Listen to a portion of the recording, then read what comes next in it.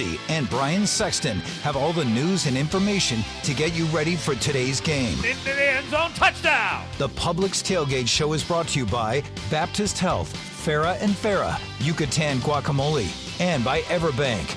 The Publix Tailgate Show starts right now.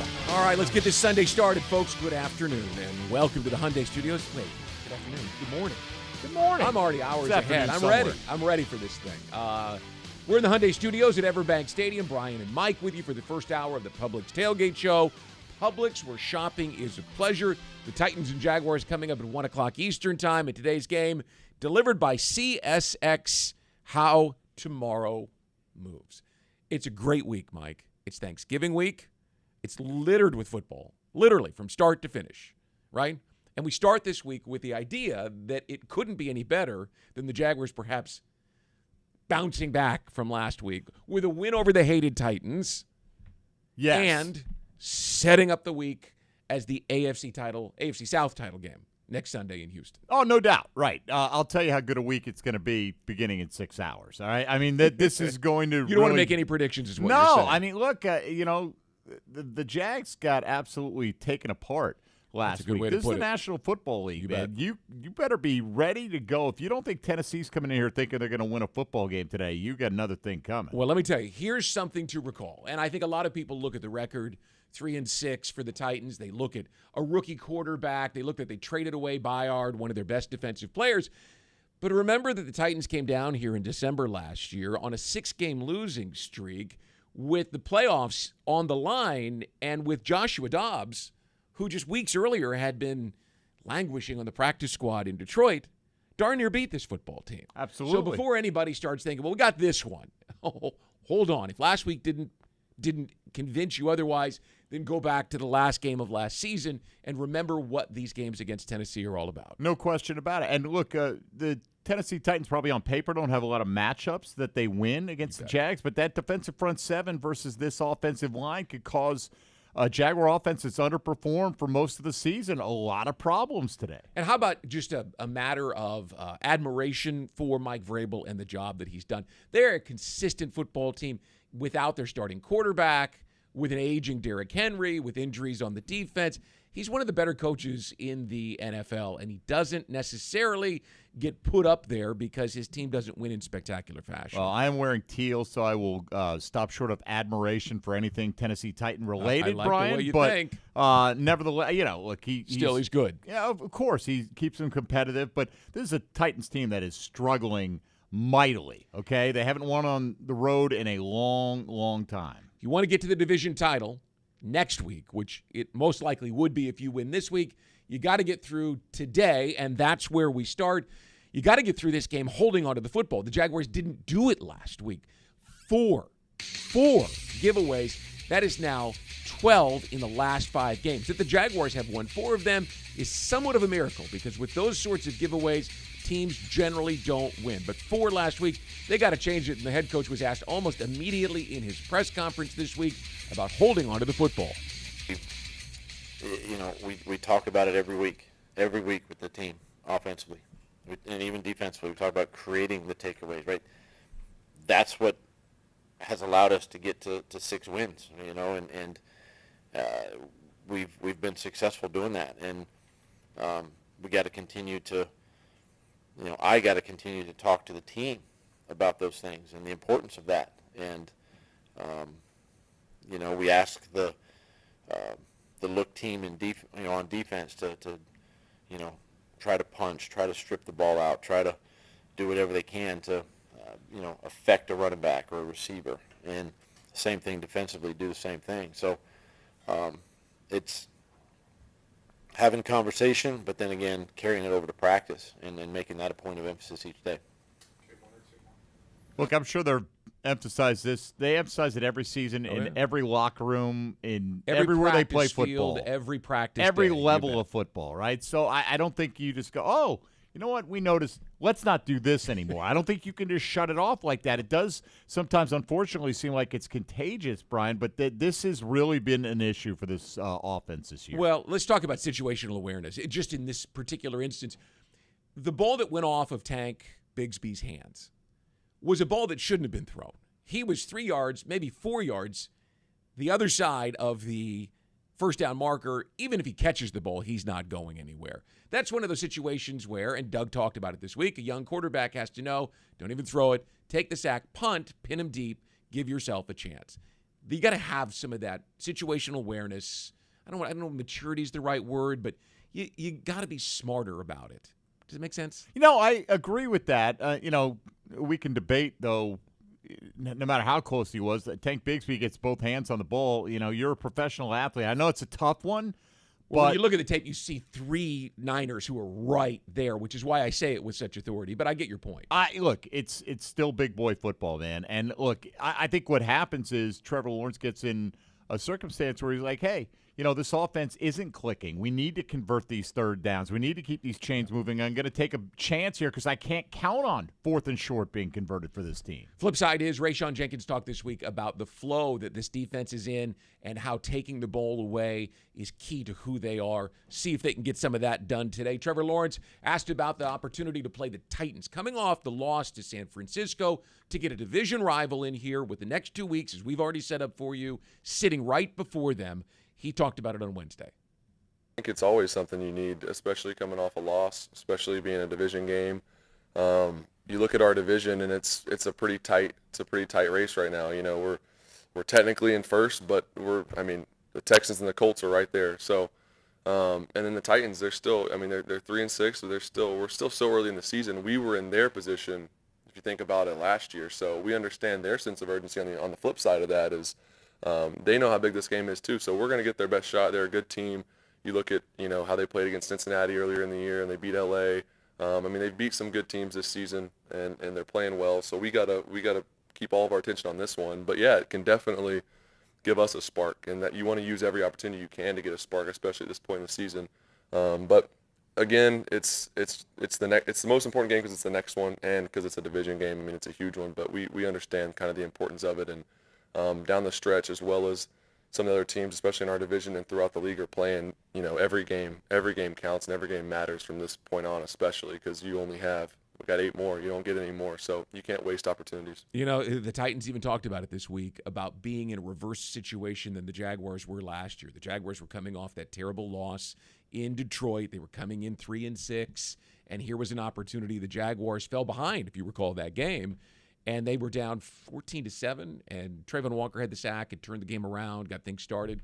That's what the Titans are talking about this week, and that's how the Jaguars are facing it this week, knowing you get a team with a little bit of desperation. Yeah, look, they can tell themselves that story, and I don't doubt that they'll use that to motivate themselves. I think the Titans will come in as a motivated team. I don't think they have the horses to make that kind of run like the Jags did last year, but that's kind of beside the point. The issue to me is, why do you need to get up for this football game? It mystifies me. How are you not up for the game last week? How are you not up for the Houston game earlier this season? And that's been a couple of instances now where it seems like the Jags haven't answered the emotional bell. It shouldn't be an issue today, but you've got a bigger one on the horizon next week, as you said, and maybe a de facto AFC South championship game. So they better show up ready to play today. Just a quick thought on that. And I know you asked people that you had on your show and that you talked to this week. I shuffled through the building asking, and everybody shrugs their shoulders. How do you have an egg like that you lay on a day in which everyone's expecting it? No one has answers for it. And I can tell you that talking with some of the coaches, they spent all week trying to tweak and figure out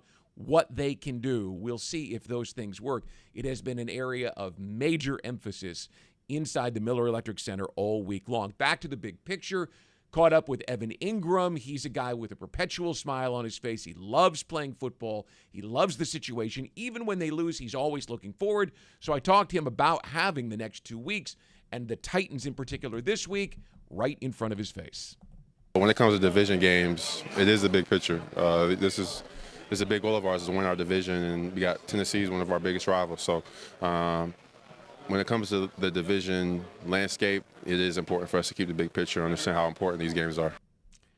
Lest we forget, Evan Ingram had the breakout game last year, 11 catches, 162 yards, couple of touchdowns against Tennessee. Tennessee, though, statistically the number 1 team against the tight end this year. So I don't think it gets any easier for Evan Ingram, but it's about this time last year when he started getting into the end zone with a little bit of frequency. So let's hope that happens today. One of the things I think, Mike, that could make a big difference is for the Jaguars, who have Travis Etienne, who is a good running back, but this is not a good running team right now. When you look at their numbers on third down and short in particular, they're less than 60% from 3 yards and in.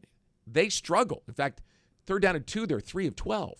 If they could get the running game going, I think that would change the dynamic with a guy like Evan Ingram perpetually, right? I mean, you'd have the linebackers and the safeties focused on the run. There would be more ways to open the things up for him in the middle of the field.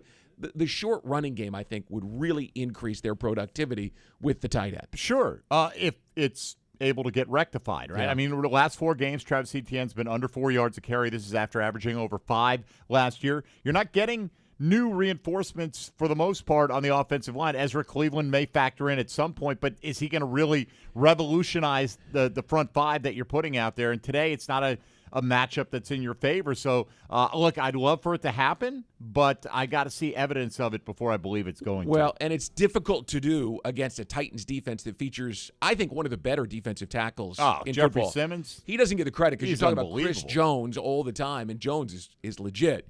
This guy is a game wrecker, and if you recall last year, he played on a bum ankle the second half of the season and was still a dominant player. So the interior of that offensive line is going to have its hands full. But, Mike, they got to produce for this offense and Evan Ingram and the quarterback to be able to go where they want to go. We spent a lot of time saying, where's the offense? To me, I think the root cause is right there in the middle on third down and short.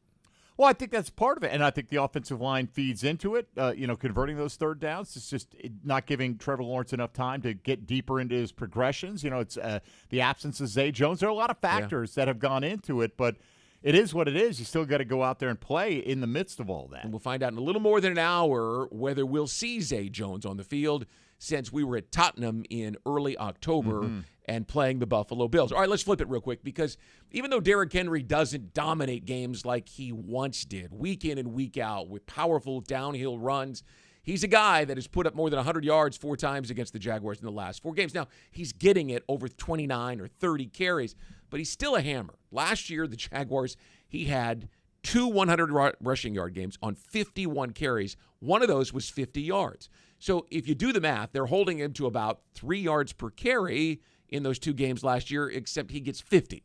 You got to hold that down. You got to stop Derrick Henry, because even though he's a guy with some miles, right, on him, he's a guy who can control the game, and Josh Allen knows all about it. He's had the rushing title multiple times. Had the rushing title a couple times this year, man. He is who he is advertised, man. It's going to be a huge challenge for us, but if we handle our business up front and clog the holes, a game tackle, this is success there for us to be successful in the run. Other than last week, they've handled their business up front against the run all season long. Yes, they have. And Derrick Henry is not having that Henry season. 200-yard games. He only has 1 game in which he has a 30-yard run this year. So if you let him get away with some breakaway runs, he's going to rekindle that past magic. You've got to shut this guy down today. A lot of teams have done it this year. He is a guy who, if he is running the ball hard in the fourth quarter, something has gone wrong for you. Not that he doesn't run hard, but meaning he's carrying it over and over and over. It means they're protecting a lead. That was what they were trying to do out here last year in December. Well, that's a big part of it, too, because they've been behind so much. He's only had 3 games this year where they've been able to get him 20 carries. So if he approaches that means the Titans are in this game deep into the fourth quarter. All right, let's touch on takeaways one more time with middle linebacker Foye Oluokun, who was asked, can you get back to where you were taking the ball away from other teams? It's going to need to. It's kind of what we pride ourselves on as the defense. Definitely in the back of our minds. It's our most dominant thought while we're out there. So let's get back to what we're doing, what we're capable of.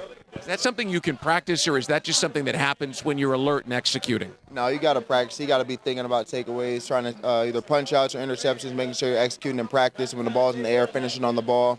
It's a mindset. Rookie quarterback today, Will Levis, has thrown a couple of interceptions and no touchdowns since his first game 3 weeks ago against the Falcons. Perhaps today's the day the defense can turn it back on. Right. He debuted with 4 touchdown passes, and he will take chances. He's got a big arm, so, it's a mindset, like you heard Foye Oluokun say. But like on offense, Brian, where you tell people not to fumble, not to turn it over. I don't know a defense that doesn't emphasize getting turnovers, but the Jags have been able to be really good in that department this year. Jaguars and Titans coming up here at 1 o'clock this afternoon. Our game presented by CSX, How Tomorrow Moves. We've got a lot more ahead here on hour number 1 of the Publix Tailgate Show. Just execute better. Everyone be where they need to be. Continue to trust in one another, gel with one another, and then believe in one another, and go out there and play balls to the wall. And That's defensive tackle Foley Fatukasi, who has been playing that way all season long. They'll need a big day from him in the middle of the defense. He is our Baptist Health player interview. Plus, CBS Sports senior writer Pete Prisco. The 49ers and Jaguars just over 3 hours away. You're enjoying the Publix Tailgate Show here on Jaguars Radio.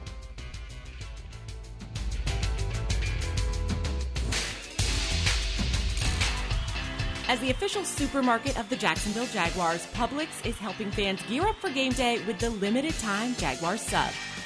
Piled high with hot deli chicken tenders, boar's head bacon, cheddar cheese, coleslaw, and barbecue mayonnaise on a white sub roll. The Jaguars sub is an easy, delicious meal for any fan.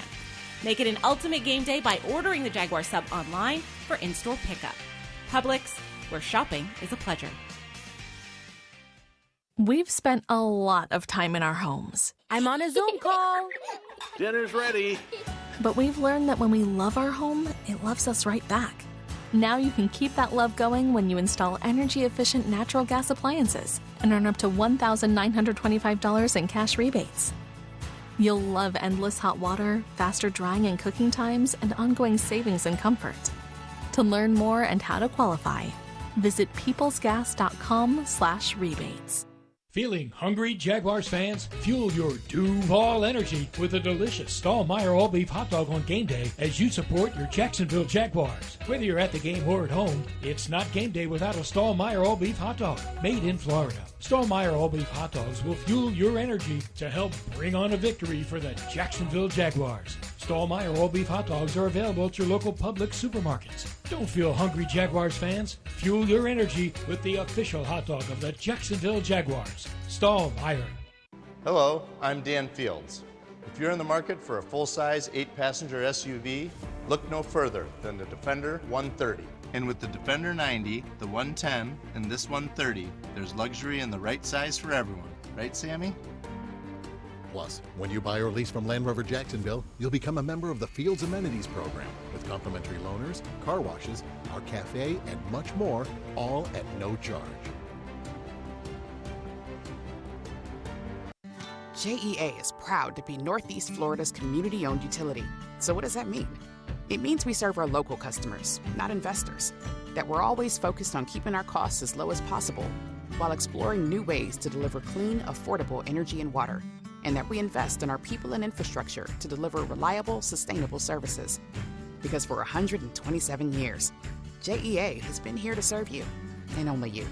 JEA, your community, your utility. You've been putting back a few, and a few becomes a few too many. For a moment, you think of calling for a ride, but nah, you live nearby. What's the worst that could happen?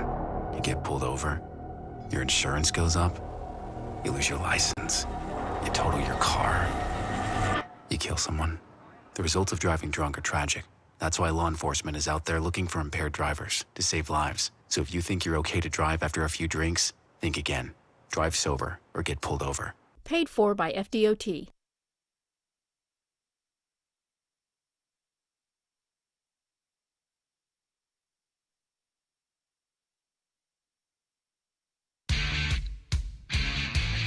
Rolling right along here on a Sunday morning from EverBank Stadium in Jacksonville. This is the Publix Tailgate Show. Brian and Mike with you from the Hyundai Studios. Today's game between the Titans and Jaguars is presented by CSX. How tomorrow moves. Okay, everyone knows you catch up with CBS Sports senior writer Pete Prisco every week. Yep. He's a guy who has had a lot of confidence in this Jacksonville team. In fact, I think before the season he picked them to be a Super Bowl team.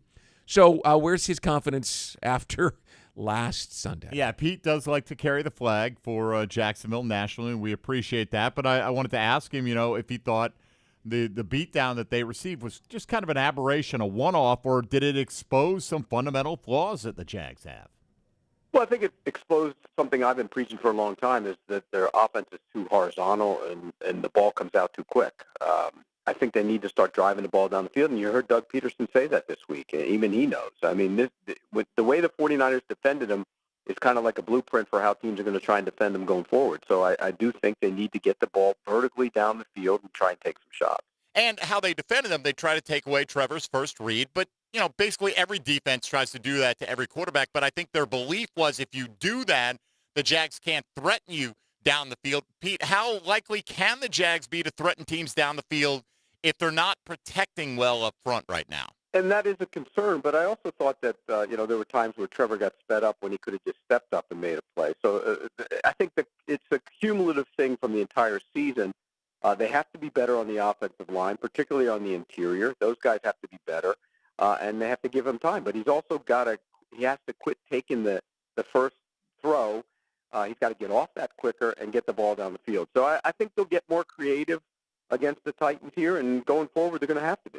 Yeah, when you look at Tennessee, the way to beat them is through the air. They've got a pretty good front seven defensively, Pete. If you're able to at least battle that front seven on defense to a stalemate, I don't know if I can come up with many ways for Tennessee to win this football game. Is that the way you see it as well?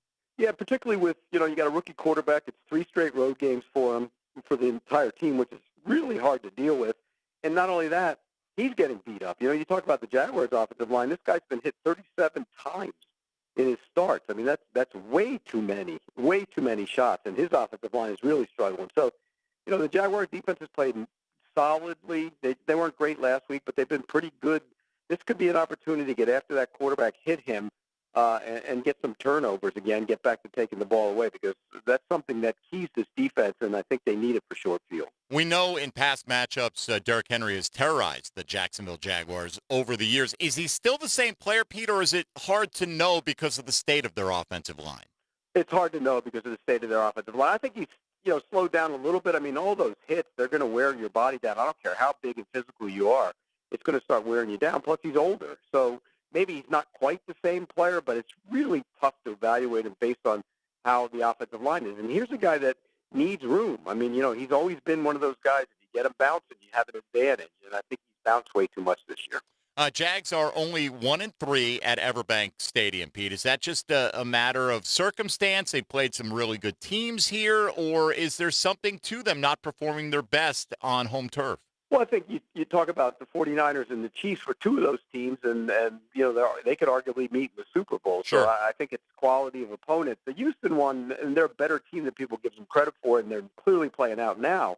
But that one was kind of like they slogged through the entire game, and teams have those kind of games. But they got to get back to playing good football at home. They got to get back to playing good football wherever they play, because there's a lot of tough games coming up, home and away. So they have to pick up their pace a little bit. Jags just need a W today to get back on the winning path, and they are at 6-3 in first place in the AFC South. So the sky is not completely fallen here, Pete. What kind of game do you see today, and do you think the Jags eventually come out on top? I do. I think they win the game. I think they should win the game. If they don't, that's a major red flag. But I think they do win the game, and I do think Trevor Lawrence will play better.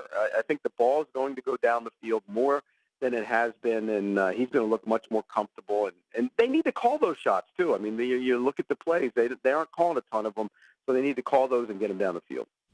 Doug Peterson admitted as much this week. Need to look into just driving the ball downfield. Sometimes you just got to take that chance, let your guy go up and use his ability to out-jump the other guy. Well, and you've got some guys who can do it. And if Zay Jones plays today, and again, we should find out in about an hour, if he is on the field, that should increase their willingness to take those shots and open things up for Calvin Ridley, wouldn't you suppose? You would hope. I mean, that's been one of the working theories that we've been operating under, and look, I hope Zay goes. I'm still skeptical whether we'll see him this week, but, even if Zay's not out there, sometimes, Brian, you just got to throw it up and give your guy a chance to make a play on the ball and trust that if he's not going to come down with it, the other team isn't going to either. Now, that's what I expect to see Will Levis doing with DeAndre Hopkins, especially with Tyson Campbell slowed down by that hamstring not playing today. Why wouldn't he? I mean, DeAndre Hopkins is a great contested ball catcher. Some would say an amazing push-off artist, right? Yeah, he's done that. One of the Jalen Ramsey ever say that? Well, I think Jalen was right. I mean, and look, I'm not saying that Jalen never gave the business right back to him, but DeAndre Hopkins is a very savvy veteran. That's a compliment to him at this stage. When you look at the rookie quarterback is dealing with pretty much just two guys who really Hopkins and Henry. I mean, maybe Okwanko, the tight end, is a guy that can give you a lot of problems, but Treylon Burke is not playing. I mean, the Jaguars, you would think, would be able to shift things over to DeAndre Hopkins, and they're going to need to today. You would hope so. I mean, Nick Westbrook-Akina is not a guy that should scare you among, he's an NFL caliber player. You're going to have to play well. Right. I mean, but you got to do that with everybody. Chika Okonkwo is a talented ball of athleticism that hasn't developed into a great NFL player yet. And you can't let him. He's a guy that can wreck you, though, because he can have a great run after the catch impact. One other thing to talk about with the Titans, their offensive line is shuffled up a bit more this week because Andre Dillard is out. Skoronski, the rookie guard, has been very, very good for them. I asked Jeff Lageman this week, because this was thought of as one of the worst offensive lines in football last year. Are they better? He said they are, but they're going to miss their big left tackle today. This ought to be a game the Jaguars should be able to control the line of scrimmage, although that sounds, I admit, a bit ridiculous after what happened last week. Well, that, and look, they played the Texans when the Texans were down 4 starters on the offensive line, so I don't think that's a guarantee. All right, thanks so much with Pete Prisco. Our player interview is up next and is presented by Baptist Health and the Jacksonville Orthopedic Institute, the official sports medicine provider of the Jacksonville Jaguars. Defensive tackle Foley Fatukasi has a deep and authoritative voice, and it's easy to see why his teammates are so confident when he's on the field and in the huddle. A year after battling a leg injury, he's become a key part of that defense that has been as consistent as any in football until last week. He was calm when we talked this week because he knows his teammates, he knows the challenge in front of them, and he's glad that it's the Titans today. It is going to be a very physical game. Tennessee Titans, their resume speaks for itself about how physical they are. So, yeah, it's about to be a very physical and fun game. Both sides of the ball being very dominant and tough. So, yeah, I would agree with you. How long does it take to flip the switch? When you have a bad day, I mean, you really can't go too long into the week, but for you personally, how do you balance that? 24 hours. I have a 24-hour rule because at the end of the day, no matter how good or how bad, your next opponent doesn't care. When you look at what's here, right, and 2 division games sitting right in front of you, everything's still out in front of you. Is it hard for you to shut the outside world out and all the naysaying and all the media about a bad loss and focus just on what's in front of you, or is that an easy thing for you to do? It's easy. I would say it's easy for the guys to do. Obviously, you don't want to ever, come off. You don't want to ever lose a game, especially not lose like that. But at the end of the day, you have another great opponent coming in. You can't stay and sulk in your emotions and sulk about how bad the loss is. You have to get prepared for that next opponent because they're getting prepared for you. So I would say it's pretty easy to shut the noise out and to get focused on the next opponent. You guys were so consistent the first 8 weeks of the season. What do you have to do better on Sunday against the Titans to get back to where you were? Just execute better. Everyone be where they need to be. Continue to trust in one another, gel with one another, and then believe in one another, and go out there and play balls to the wall, and throw our chips up high and expect something good at the end. How much of execution is just simply doing your job and not trying to do too much? That it seems like it's a big deal outside of the defensive line, obviously, but what say you? Me personally, and just like the rest of the guys, is just keying in on what we have to do, keying in on where we have to be and when we need to be there. As long as we do that consistently, at the end of the game, we should be happy. Sure, you've been asked a lot over the course of your career about Derrick Henry, but what's the key to taking on that big back? Listen, he's a big back. He's going to run the ball. Everybody knows that. He's strong. He's powerful. We just got to bring it to him. We got to bring our A game just like they're bringing their A game. Anything to a loss focusing a team? And I don't want to say be a good thing, but, getting this team tightened up for the last 8 weeks? Win or loss, you always want to take a lesson and extract a lesson from that. Obviously, with this loss, we figured we needed to come in close as a group, tighten together as a group, and fix the things that we need to fix and get strong on the things that we feel like we're strong at. Going in on Sunday and go have fun and play ball. He's been a big part of why the Jaguars' run defense has held opponents to less than, I think they're 86.7 per game now after last week's performance. But I'm excited to see more from Devon Hamilton. We saw him a bit in Pittsburgh, then you hit the bye week, and last week everything looked bad. But Hamilton on the practice field, from what I could see this week, looks like he's ready to go. And to have a nice, stout rotation inside there, especially against Derrick Henry, would seem to be pretty important today, Mike. Well, I hope he's ready to play a lot more snaps than he did last week. They didn't use Devon Hamilton as much as I thought they would, so he could be a key factor. I hope they played that Shaq Quarterman hit on Derrick Henry about 500 times this week to get guys hyped I heard up. It was pretty visible in the locker room. You know what? Why wouldn't it be, right? Just remind you, like the bigger they are, the harder they fall, man. You can chop this guy down. He's had a lot of success against the Jags. Doesn't mean he has to have it today. All right, that's from Foley Fatukasi. This week's Baptist Health Player of the Week. We'll take a break. Before we do, and we have a group that understands it's the next man up. You know, when you get your opportunity to go ball and make the most of it. That's Deshae Townsend, the Jaguars secondary coach, and he joins me to talk about getting over a loss and getting on with the next game. Plus, in about 15 minutes, Hall of Famer Tony Baselli and Jeff Lageman join us from the broadcast booth. The Titans and Jaguars are coming up at 1 o'clock in Week 10. You're listening to the Publix Tailgate Show on Jaguars Radio.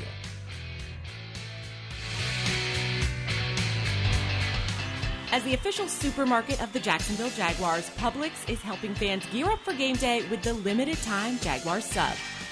Piled high with hot deli chicken tenders, boar's head bacon, cheddar cheese, coleslaw, and barbecue mayonnaise on a white sub roll. The Jaguars sub is an easy, delicious meal for any fan. Make it an ultimate game day by ordering the Jaguars sub online for in-store pickup. Publix, where shopping is a pleasure. Touchdown at Jaguars away games when you fly nonstop from Jacksonville International Airport. Join the Jaguars in New Orleans and Pittsburgh. Watch them win in Houston and Nashville. All the other Jaguars games are just one short connection away. And if airport parking has you stressed, be sure to visit the Jax Airport website before traveling to the terminal. On it, you'll find information about the status of on-airport parking in real time. See if your favorite areas are available or if you need to call an audible. Visit flyjax.com for more information. Calling all junior fire chiefs. Parents, register for your child to win the ultimate Jaguars game day experience. Cheering on the Jags from the brand new Firehouse Subs fire truck at EverBank Stadium, flashing the fire truck lights when the Jags score. As honorary junior fire chief of the game, your child will receive a Firehouse Subs gift, and the whole family will receive 4 tickets and a parking pass to a home game this season. Visit jaguars.com/sweepstakes to enter to win today. See website for terms and conditions. Football and Miller Lite. Duval's greatest pairing. Can cracks and kickoff. Tailgates going well past postgame. Sunday night overtime. Followed by Monday morning pride. Knocking on bar tops for luck. Kicking back on any given Sunday. You never forget the way some things taste. Jags football tastes like Miller time. Celebrate responsibly. 2023 Miller Brewing Company, Milwaukee, Wisconsin. Frank Frangie here. When you want barbecue in Jacksonville, you want Bono's Pit Barbecue. You can find Bono's locations all around town and on game day at EverBank Stadium because Bono's is the official barbecue of the Jacksonville Jaguars. Over 70 years of authentic Southern pit barbecue. We are the local barbecue joint in BBQval for generations of people in Jacksonville. Go to bonosbarbecue.com to learn more or call 904-880-8310 today. And remember, if you don't see a pit, it ain't legit. You say there's nothing quite like the feel of the open road when you ride a motorcycle. You know it takes concentration, knowledge, and skills beyond those required to drive a car. Ride Smart Florida would like to take this opportunity to remind you to enjoy the road, but to always ride smart. S-M-A-R-T. Say no to drinking and riding. Make yourself more visible to motorists. Always wear your helmet. Ride in control. Train regularly and get endorsed. Visit ridesmartflorida.com for more details. Do you ride smart? This message is provided by the Florida Department of Transportation.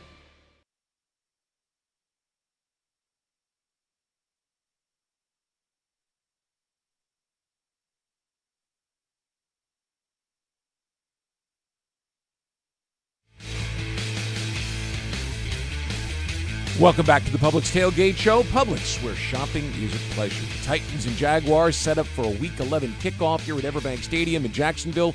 Brian Sexton, Mike Dempsey with you here in hour number 1 from the Hyundai Studios. And once again, today's game presented by CSX, How Tomorrow Moves. Mike, time for our weekly commentary from Rick Ballou. Good morning, Duval. Jags back at home. Going to try to solve the mystery of not being able to get it done here. 1-3. Everyone's wondering what's going on. How could this be happening? What's the issue? Why are they 5-0 away from the bank, but struggle here? It's a very interesting situation. As far as I'm concerned, there's 3 things you need if you're really going to be a championship team. Number 1, you need a great quarterback. Number 2, you need a great coach. Number 3, you need some dumb luck. And along with that, unfortunately, comes misfortune. Case in point, Miles Jack wasn't down. Let's go the other way. Look at Tom Coughlin. All right, his 2 Super Bowl victories. Mario Manningham, that grab on the sideline? Are you kidding me? What about David Tyree? 99 out of 100 times he drops that ball. As a matter of fact, by the NFL rules, Eli Manning was in the grasp. You never heard about it because the NFL had an agenda against Bill Belichick and the New England Patriots. Dumb luck applies now for the Jaguars. I ranked the 8 teams remaining as far as the most difficult teams that Jacksonville would have to face. All of a sudden, 2 out of the top 3 lose their starting quarterback. Joe Burrow, gone for the year for Cincinnati. That changes the entire complexion during the Monday Night Football contest. I think their most difficult road game is at Cleveland because of the cold. No Deshaun Watson. All right, some will say no, but it's next week against Houston. Okay, I'll listen to you there. But case in point, 2 major franchise quarterbacks gone for the remainder of the season. A franchise quarterback, they hope, is Will Levis. He's in town today. It's only his 4th career start. It's also 3 consecutive road games for Tennessee. They are struggling offensively. They've only put up 22 points in the last 2 football games. They'll also be without left tackle Andre Dillard and one of their wide receivers, Traylon Burks. As far as the Jaguars, you have to win at home. The goal, the number 1 seed. The goal to win the AFC. That begins today. The schedule ahead is not as difficult as it once was, but you got to beat the Titans in the bank today for the 3rd time overall, dating back to both games last season. And that game coming up at 1 o'clock here on Jaguars Radio. Time now for our assistant coach conversation. And I caught up with secondary coach Deshae Townsend after practice on Wednesday. He's a vet, right? Vet player, veteran coach. He knew what to do. His secondary was smarting from the way that the 49ers moved up and down the field, almost at will. And now, obviously, he's dealing with one of the best players, if not the best player in his secondary, who's got a hamstring injury and is not expected to go today. So you can talk or you can work, according to Deshae. And since talk is meaningless, Townsend got his guys together and on the same page to see the challenge of the Titans and the opportunity in front of them instead of the miss behind them.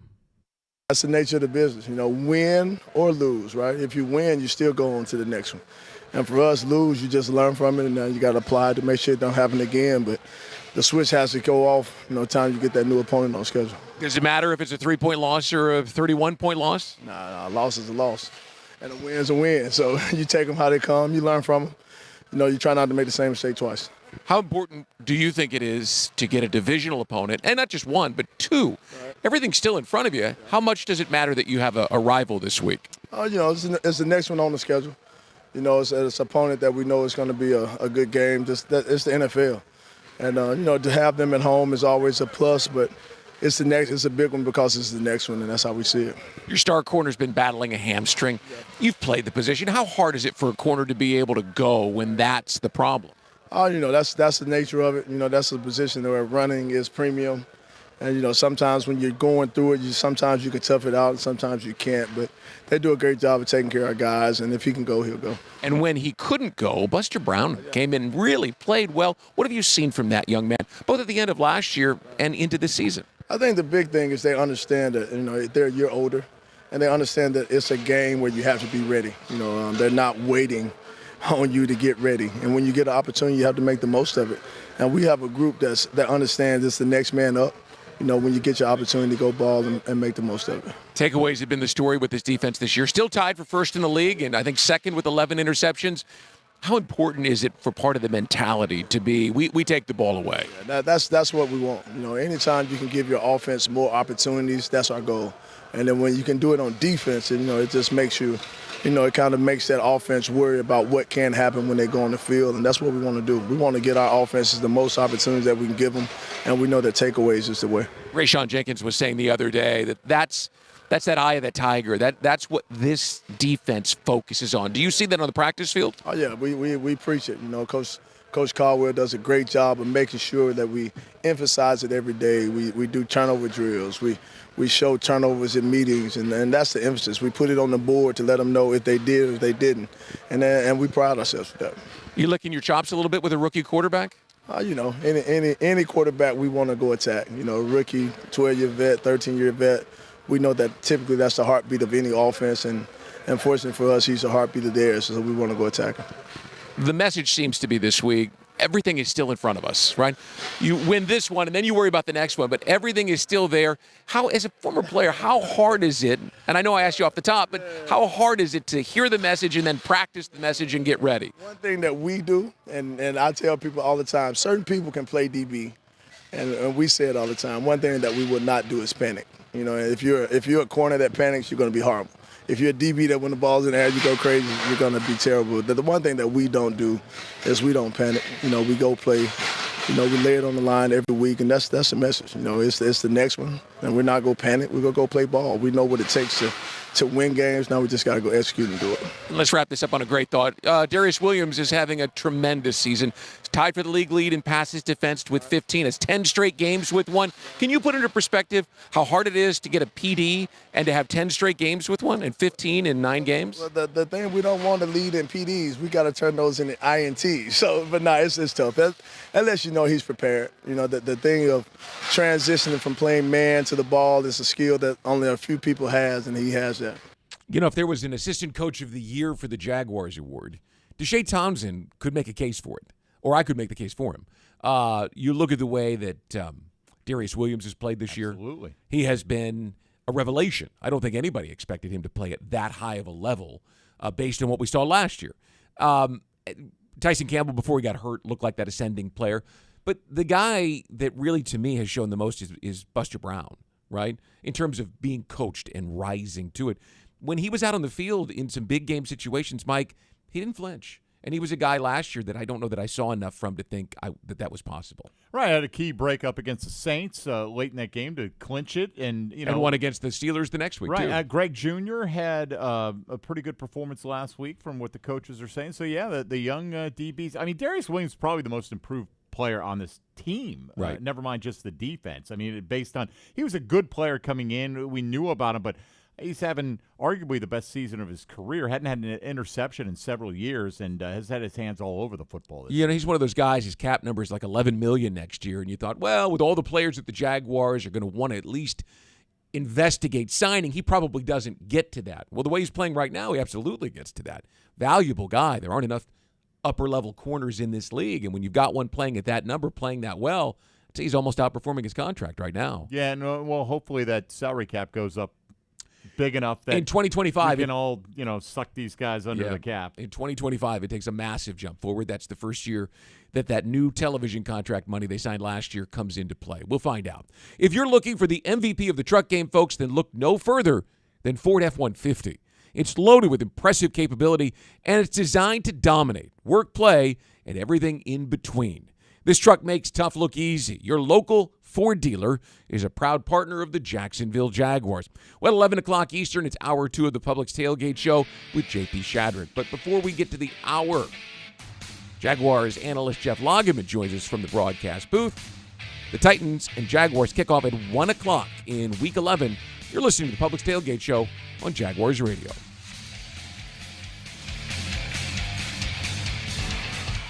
As the official supermarket of the Jacksonville Jaguars, Publix is helping fans gear up for game day with the limited-time Jaguars sub. Piled high with hot deli chicken tenders, boar's head bacon, cheddar cheese, coleslaw, and barbecue mayonnaise on a white sub roll. The Jaguars sub is an easy, delicious meal for any fan. Make it an ultimate game day by ordering the Jaguars sub online for in-store pickup. Publix, where shopping is a pleasure. When you show your home love with a natural gas water heater, it loves you right back with more cost-efficient, endless hot water. Hon, hurry it up, please. And right now, you'll love earning a cash rebate up to $700 when you install an energy-efficient natural gas water heater. We're going to be late. Again. What? Did you say something, hon? To learn more and how to qualify, visit peoplesgas.com/rebates. Mr. Chubby's Wings is a whole lot more than just wings. Craving the ultimate game day experience? Look no further. Swing by Mr. Chubby's and indulge in the biggest and best wings in town, all while soaking up the lively atmosphere with fellow sports fans. With plenty of game day specials and locations on the West Side, Fleming Island, Ponte Vedra Beach, and new this season, EverBank Stadium. They're here for all your game day needs. Mr. Chubby's Wings is a proud partner of the Jacksonville Jaguars. Mr. Chubby's Wings, before the game, after the game, and during the game. Headquartered in Jacksonville, Florida, CSI Companies partners with leading organizations across the country to deliver workforce solutions. As a proud sponsor of your Jacksonville Jaguars, CSI crafts personalized operations to fuel the success of businesses, both big and small. Whether it's finding the right talent for a job or seamlessly managing a project from start to finish, CSI has over 3 decades of experience in getting the job done. This is your Workforce Solutions Reimagined. Visit CSICompanies.com. Hey Jags Nation, it's Andre Sisco, safety of your Jacksonville Jaguars, here to talk to you about Lou Ray Peanut Company. Lou Ray is bringing something to the market that has never been done before, microwavable boiled peanuts. Whether you like salty or a peppery Cajun kick, they've got you covered. Now, thanks to them, y'all can enjoy boiled peanuts at the bank while you watch me and the rest of the team tear it up on the field. Can't make the game? No sweat. Find a bag at a store nearest to you by heading to LouRayPeanut.com/find us. Go nuts, go Jags, and as always, Duval. Tackle your marketing needs with Kessler Creative. Providing direct mail services for more than a decade, Kessler has a wide range of services from small mailers to large banners and signs. Draft Kessler as your first pick to receive the best targeted mail list. Elevate your business and be on the winning team with Kessler Creative. Kessler Creative, results-driven marketing and proud partner of your Jacksonville Jaguars.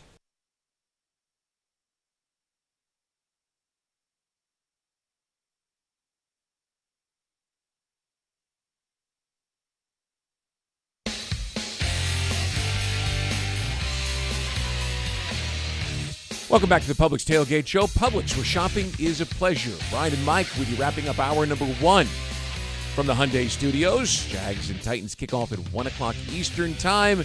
And today's game is delivered by CSX, How Tomorrow Moves. And if you're a Jags fan who's always on the move, and aren't we all, especially at this time of the year, they've got the perfect plan for you. With their bundle at the bank, you can purchase tickets to 3 or more games, starting at just $58 per game.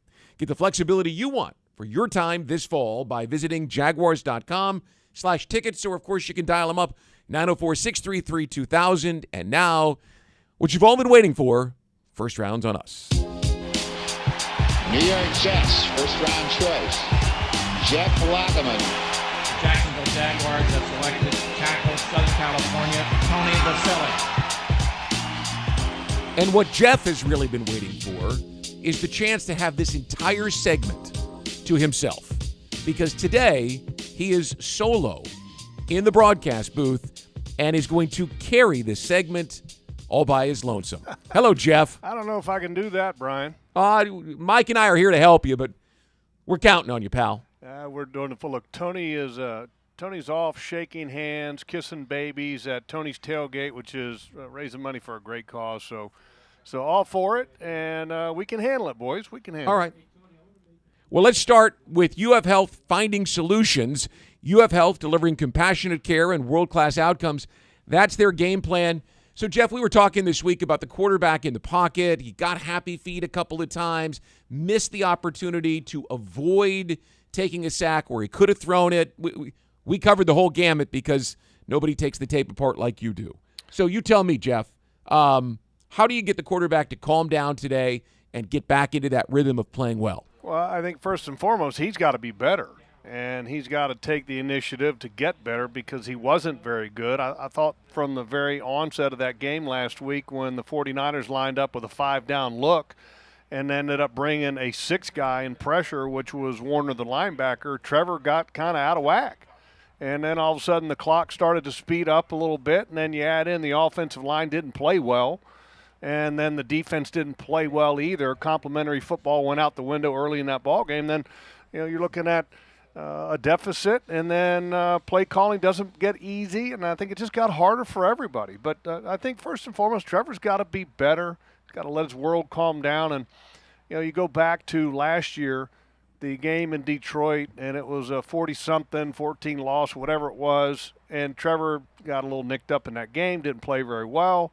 Team didn't play well, and then they go to Tennessee, and that was the game that I really thought that Trevor looked like a franchise quarterback. And so I kind of expect the same thing here today, for him and the offense and the team to have a bounce-back game.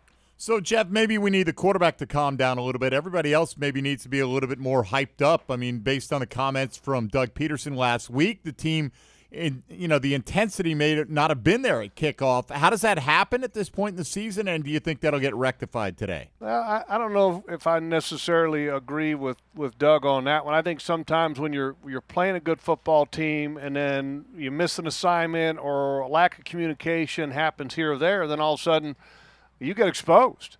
And I don't think it's a matter of, we mentally we're not ready. I think it's more of a look, we just got caught in a situation where we didn't communicate or we just didn't play particularly well on one play. And then we got a good football team on the other side. So, I think this football team will be just fine, but I like last week. I think that if you have a game like that, sometimes it can be a real hard lesson and allows a team to even gain a sharper focus going forward, and hopefully that happens. The strength of the Titans may be that defensive front seven log, so how does the Jags' offensive line match up today? Well, you better block 98, I can tell you that. He's a good football player in Jeffrey Simmons. He's been to a couple Pro Bowls and one of the most disruptive defensive tackles that's in the game today. Danico Autry, outstanding edge-type player. Arden Key, we know him, solid player. Harold Landry, I like him a lot. He only, five years that he's played in the league, and he already has 36 career sacks. He missed the entirety of last year with an ACL, and he looks like that he's back and playing well. So I think it does, Mike. You're right on that it starts up front. If you can block those guys up front, Tennessee is not the same in the linebacking core and in the back end, and they traded their best player in the back end, and Kevin Byard, earlier this season, so there's going to be some opportunities. And I hope that the Jaguars can find a vertical element to their offense, because in the last few games we've seen this offense have more of a horizontal approach. And if Zay Jones can be back today, I think that would help. But I think also the quarterback has to help make it more of a vertical offense by going through his reads and having a calmer peace of mind in the pocket. If the line is not giving you the protection to get deep into your reads logs, what do? Do you try to max protect, take a shot anyway? I mean, do they just have to do it to show that they're willing to do it? Well, you can, but one of the other ways too, Mike, is that if your running game is good, and if you look around the league, most teams get deep by running play action. And so if you can find a way to allow ETN to get started, which in the games that he's ran well, for the most part, the Jaguars offense has had an easier go of it, then you can find some opportunities down the field. But again, I'll go back to this. Play calling's got to help a little bit, but the quarterback play also has to help a little bit, and personnel has to help a little bit. Hopefully Zay being back, Trevor calming the world down a little bit, ETN getting started, all those will help to allow the passing game to get downfield more. Are you breaking news on Zay Jones, or are you just hopeful that he's back? No, I'm hopeful that he plays. I'm hopeful that he plays, but look, it's trending in the right direction. And I don't want to say that there's a certain way you can kind of interpret coach speak, but I think he's going to play. And I think he's a big part of this offense, and he does things differently. If you listen to Trevor talk, he says that Trevor will tell you that Zay brings a different element to this offense, not only in the vertical passing game, but also in the red area. And I think that this is going to be a game that Zay's going to play. At least I'm hopeful of that. And if he does, I think it would help. But it can't be all about Zay. I mean, it's not like one guy can change the entire success or lack of an offense. All right, well, in addition to physical play on defense, the Titans' calling card for years has been the rugged play of Derrick Henry, who has destroyed the Jags on occasion. Logs, when you watch the film, he's not having the same kind of year in terms of numbers. Is it because Henry's lost something? Is it the offensive line struggling, or maybe a combination of those things? Well, I'm going to start with this first because, the great backs got to get lathered up. And if you look at the number of carries that Derrick Henry has averaged in the first 9 games, it's a little over 16. And that's not enough for a back like that. And surprisingly enough, you look at the number of carries he's had all year long. I think the high was a couple weeks ago against the Chargers where he had 25 carries. And I think the Tennessee offense and their offensive coordinator, Tim Kelly, they're going through a little bit of an identity crisis. You know, one game it looks like they want to hand it off to Derrick Henry a little bit, but all of a sudden they push in Tajay Spears, a third-round pick out of Tulane. And in my opinion, what are you doing? He's still got a marquee back in Derrick Henry with a young quarterback and an offensive line that's not very good. Stay focused with the running game. And I really believe that the Titans are going to come out in this ball game and really focus in on that. You know, Derrick Henry's from Muley right up the road. And I know that Mike Vrabel likes to play a physical brand of football against the Jaguars. And I would expect Derrick Henry to approach that 25 carry a game mark in this game here today to take the pressure off of the young quarterback Will Levis, take pressure off of an offensive line that's a little bit in disrepair with having Andre Dillard out at left tackle, and then also a question mark with their right guard in Brunskill. All right, quick one, Logs. Jamal Agnew goes on IR this week. How big of a loss is that for the Jags? I think you're all right. I mean, look, you got Dearness Johnson to handle kick returns, and then, you know, hopefully Parker Washington comes up to handle the punt returns. And in reality, even if Christian Kirk has to handle the punt returns, I'm fine with that. He's good enough. And, you know, do you miss some big plays, you know, possibilities here and there with Jamal? Sure. But, you know, you got to be able to get by without a guy like that just because, you know, special teams doesn't have that great of an impact week in and week out. Next 2 weeks, well, next 2 Sundays, today and next Sunday, would seem to be the defining weeks of the season, Logs. Is that hyperbole? No, I don't think it is. I think it's a big moment for this football team. You know, you won 5 in a row, you feel good about yourself, and the reality is you went up against a really good team last week and you got hammered. And if you're going to be a really good football team, you can't get hammered against caliber teams like that, and you've got to win games you're supposed to win. I think this is a game that falls into the category that you're supposed to win. Now, next week, that's a different story. You know, Houston's a good football team, and they have an exciting young quarterback. And that one's a little bit different, and it's on the road. But this game here today, in my opinion, you got to win this game today. This is the games you're supposed to win. All right, Jeff Lageman, have a great broadcast today. And by the way, Baselli owes you one. He owes me many, Brian. Yeah. Mike, you guys know that. But no, it's all good. All good. He's doing a good thing. Thanks, Jeff. Appreciate you. Thank you, boys. See you, Logs. That'll do it for hour number 1. As you know, JP Shadrick is standing by, chomping at the bit, if you will, to get his seat back. And I'm ready to give it to him. He's got hour number 2 and 3. So we'll take this break and return with more of the Publix Tailgate Show on Jaguars Radio.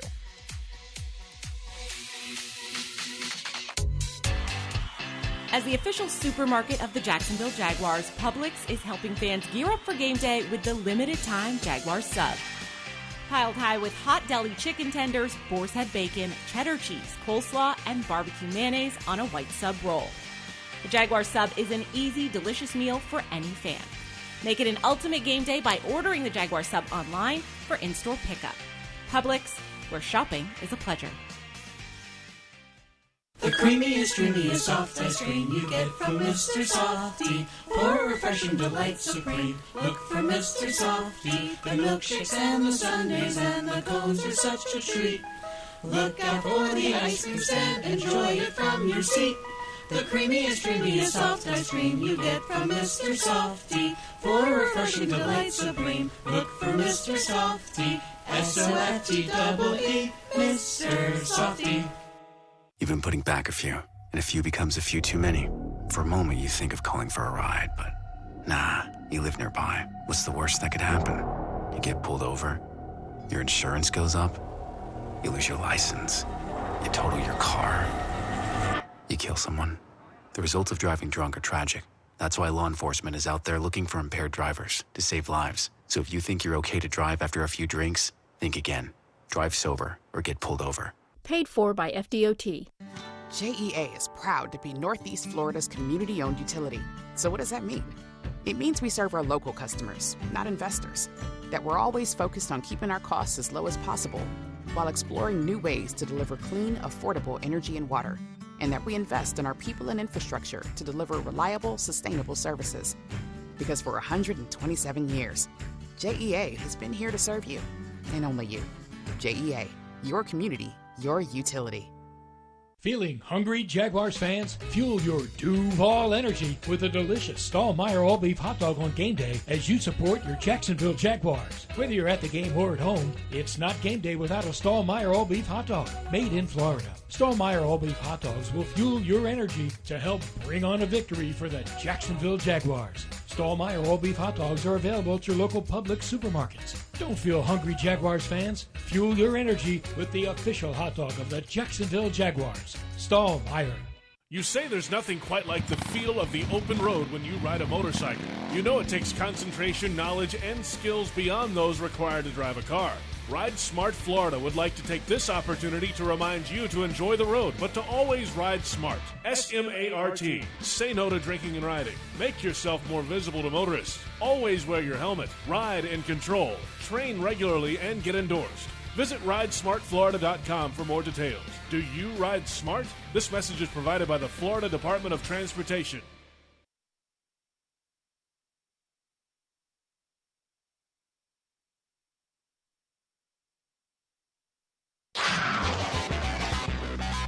The Publix Tailgate Show continues right now. And it's hour 2 of the Publix Tailgate Show. Publix, where shopping is a pleasure. 2 hours away from Week 11. The Tennessee Titans at 3-6. The Jacksonville Jaguars 6-3. EverBank Stadium, Jacksonville, the site. A 1 o'clock kickoff time. JP Shadrick with Mike Dempsey from the Hyundai Studios. Today's game is delivered by CSX. How tomorrow moves.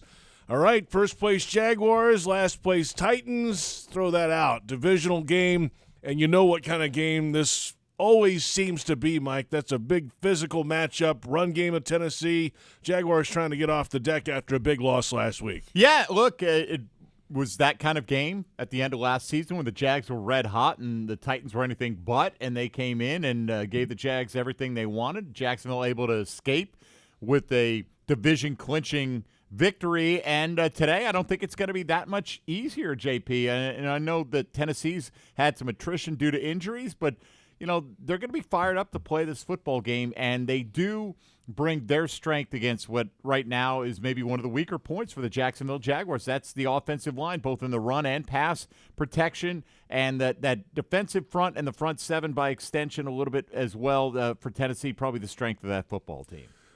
Game day weather brought to you by the St. Johns River Water Management District. Florida's water, it's worth saving, and after a horrible week of weather around here, it has been perfect. Yesterday and again today, 72 degrees, a high of 76 today.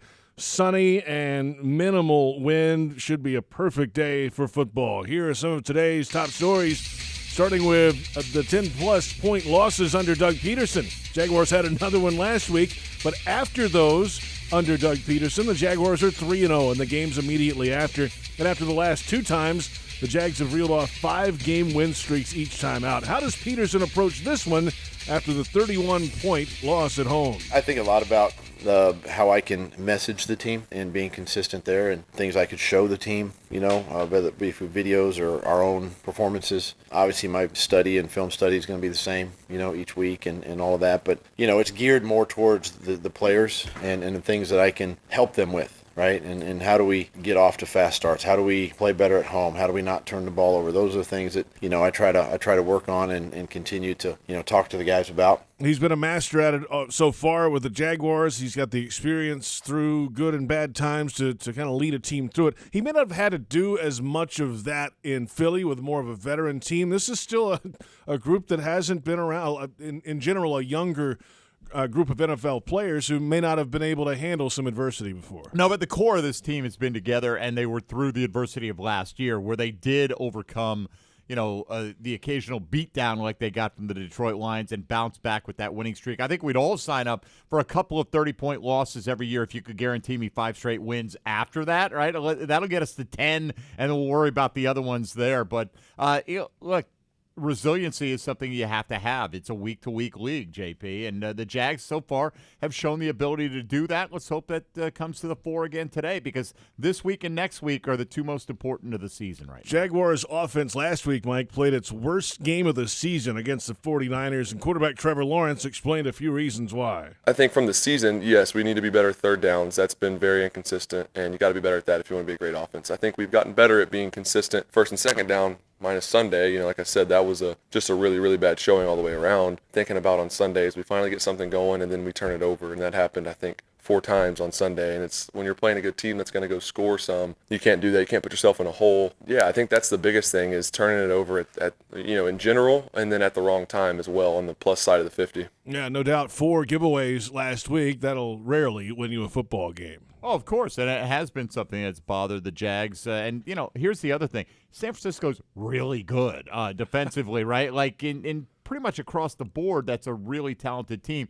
You get after this Tennessee team. If you can protect it up front, that secondary has been susceptible to big plays and just good plays all season long. Kevin Byard getting traded off doesn't help Tennessee's defense. If the Jags can protect Trevor Lawrence today, they've got the opportunity to make plays down the field. Offensive coordinator Press Taylor explaining last week and what went wrong and how to move forward. Obviously, it felt like last week was a step back, just in terms of, there were communication issues, there was execution issues. I don't feel like I put the guys in the best position as the game went on. The game dynamics changed, and I don't know that I adjusted as well as I would have liked to, looking back at it, trying to be critical of myself. But as a unit, it felt like we'd been growing in our communication. We've been growing in kind of identifying who does what and how we can attack certain coverages and getting kind of dialed into that plan of how we like to play. But last Sunday was definitely not good enough, and I don't know that it was necessarily a step towards progress, but we think this week can be. That's the offensive coordinator. Wide receiver Calvin Ridley isn't worried about it so far. We need every game. We only lost 3 games.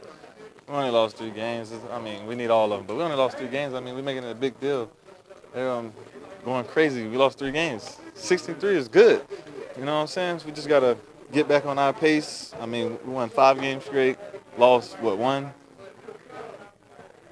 We're going to be all right. We're going to be all right, Calvin Ridley says. Well, look, if they lost 30-24 last week, nobody would be freaking out, right? It's the fact that you lost so thoroughly and you felt like you were a contender, and maybe you still turn out to be that, but this is a bit of a measuring stick game, and you came up really short at home against a team that is absolutely loaded. But it's 6-3, but it was the way in which that loss occurred and realizing how important these next couple weeks are. So, look, if they do right the ship and they win today, everyone's going to be fine, and I'm right there with you, Calvin.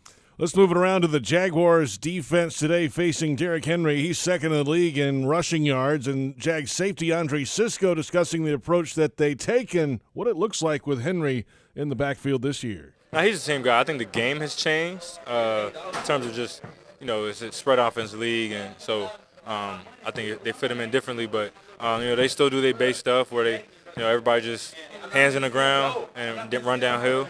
But, they make some other things in, so the guys got to fly to the ball and swarm tackle. Well, you know what Derrick Henry is, big, physical, and when he gets loose, when he gets ahead of steam, look out. That's when he can throw out the stiff arms, and especially if he gets wide against the little guys on the outside, that is not a recipe for success. No, it's not, but it's not been a recipe that they've been very successful at this year for Tennessee. Derrick Henry's only managed 3 20-carry games because they've been behind so often. They go to Tyjae Spears as their preferred passing down option out of the backfield.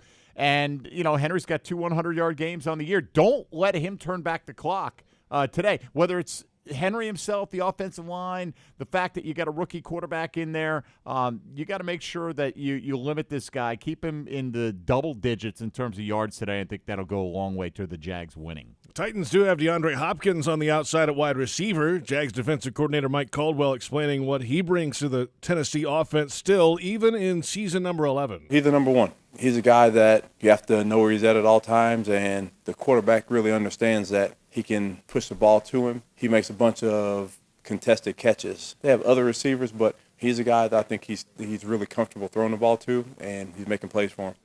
That's DeAndre Hopkins, and now the question is, how do you cover him on the outside? Tyson Campbell with that hamstring dinged up again today. Let's see how they handle this on the outside. Yeah, look, you got to be aware that Will Levis is a big-arm quarterback that is willing to throw it into coverage to DeAndre Hopkins. He's shown that in his few starts this year, and DeAndre Hopkins is excellent at contested catches. So even if you've got him covered, you can't just assume the ball's going somewhere else. He at times has had a lot of success. He had some great battles with Jalen Ramsey. It was one of the highlights for a while, of going up against DeAndre Hopkins. But Look, he's still a talented guy, and Levis will give him that chance to show that today. Now, of course, the division race tightening a bit as we move into Week 11. Josh Allen, Jaguars outside linebacker, is aware but knows it's more about the Jaguars. I know if we win this week, we're good. If we win next week, we're good. So, not really. I mean, obviously, you start looking at the teams around. You have to be consciously aware of what's going on around you to see what type of sense of urgency you may have to pick up. But for us, man, I think that we just do our job and we take it one game at a time. We're going to find ourselves where we need to be.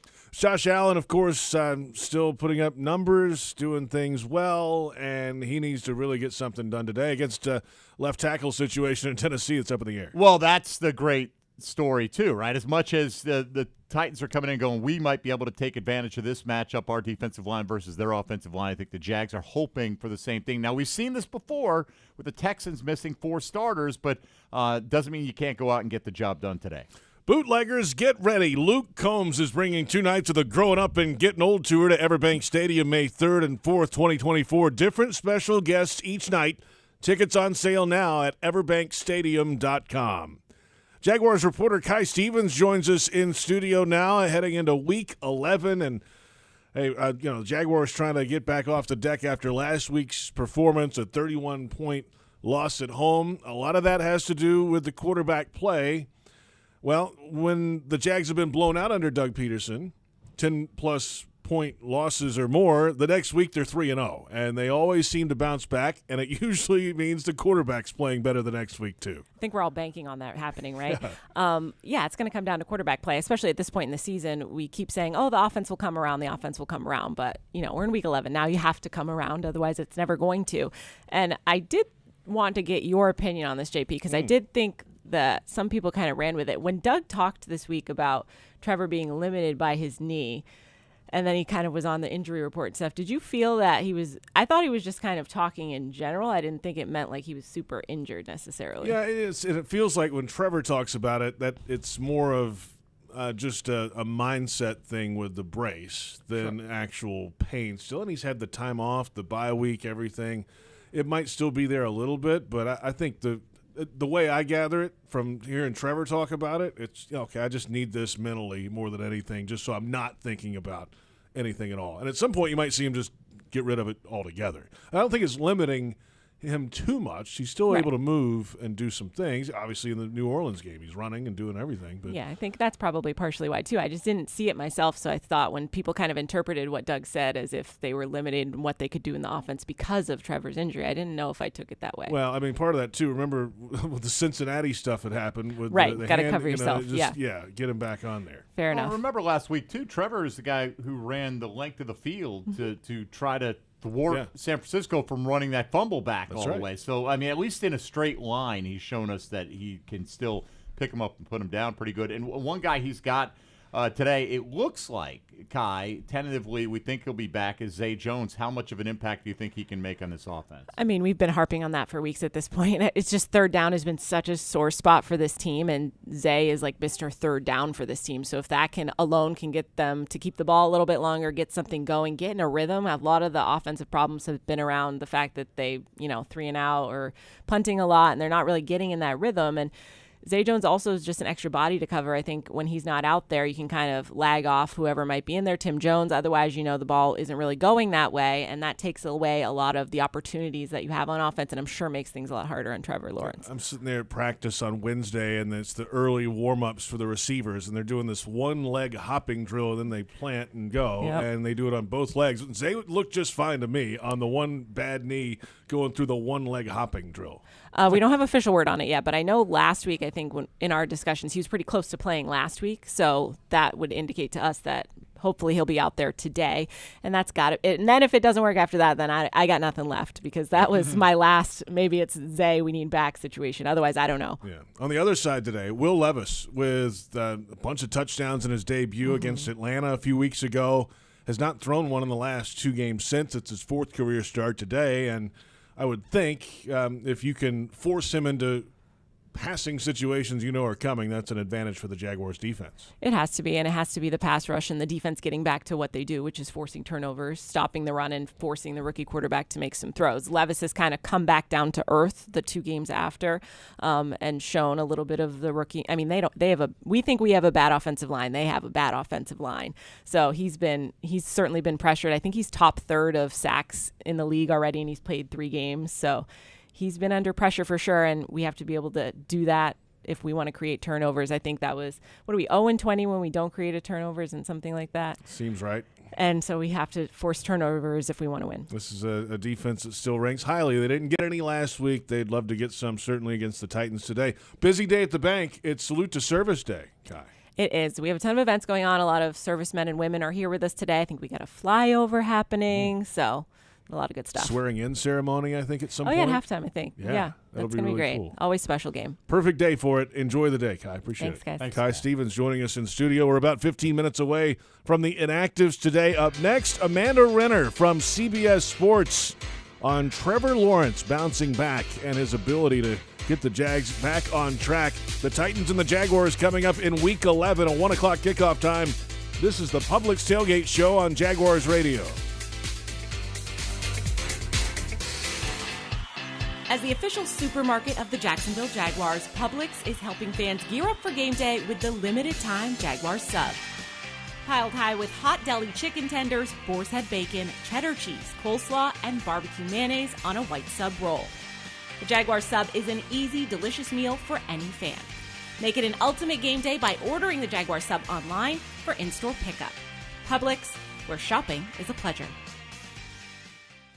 As the official ticket marketplace of the Jacksonville Jaguars and the NFL, Ticketmaster has a wide selection of tickets available for every game. Whether you're cheering on the Jaguars at home or away, Ticketmaster has you covered. With Ticketmaster's interactive seat map, you'll get a 360-degree preview of your seat so you can make sure you've got the best view of those pivotal plays. Plus, the Ticketmaster app makes it easy to sell or transfer tickets if your plans change. And mobile tickets make getting in on game day a breeze. Find tickets today at Ticketmaster.com/Jaguars. That's Ticketmaster.com/Jaguars. Unlock your potential at the University of North Florida. A top public university with more than 100 majors, UNF is number 1 among state schools with the highest percentage of graduates employed in Florida. Affordable tuition, programs in high-demand fields, and faculty who care. Swoop into your future at UNF. Visit unf.edu to learn more.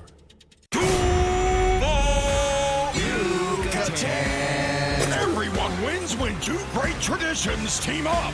Yucatan Guacamole is a proud partner of the Jacksonville Jaguars. Our authentic guacamole recipe starts with hand-scooped avocados and ends up in your hands fresh and ready to enjoy. Grab some on game day at the Yucatan Cantina or Yucatan nacho carts around the stadium or at local retail stores. Sack your snack game with Yucatan Guacamole. Calling all junior fire chiefs. Parents, register for your child to win the ultimate Jaguars game day experience. Cheering on the Jags from the brand new Firehouse Subs fire truck at EverBank Stadium, flashing the fire truck lights when the Jags score. As honorary junior fire chief of the game, your child will receive a Firehouse Subs gift, and the whole family will receive 4 tickets and a parking pass to a home game this season. Visit Jaguars.com/sweepstakes to enter to win today. See website for terms and conditions. Hey Jags Nation, it's Andre Sisco, safety of your Jacksonville Jaguars, here to talk to you about Lou Ray Peanut Company. Lou Ray is bringing something to the market that has never been done before, microwavable boiled peanuts. Whether you like salty or a peppery Cajun kick, they've got you covered. Now, thanks to them, y'all can enjoy boiled peanuts at the bank while you watch me and the rest of the team tear it up on the field. Can't make the game? No sweat. Find a bag at a store nearest to you by heading to LouRayPeanut.com/find us. Go nuts, go Jags, and as always, Duval.